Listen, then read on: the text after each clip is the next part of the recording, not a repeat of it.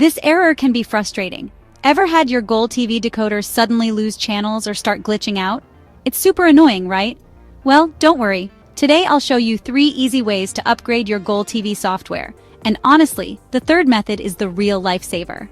Especially if the first 2 don't work. So stick with me, because that last method could be the fix you've been searching for. First up, the automatic scheduled OTA upgrade.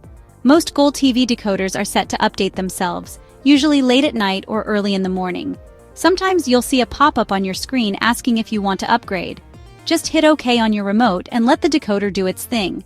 It'll restart and install the update automatically. Now if that doesn't work, there's a manual way. Grab your remote and press the menu button. Head over to Advanced Options, then find Decoder Upgrade. Once you're there, press the red button on your remote. If a new update is available, your decoder will start downloading and installing it right away. But here's the best part. The method that almost always works when the others don't. A manual upgrade using a special button sequence. Here's how you do it. First, make sure your decoder is connected to your TV and antenna. Unplug the 12 volts power adapter from the decoder. Now press and hold the P+ button on the decoder itself, and while holding it, plug the power adapter back in. You'll see a prompt at the top right of your screen asking for a code. Press P- 3 times, then P+ once. When you see the code 0001 appear, the decoder will kick off a full software upgrade.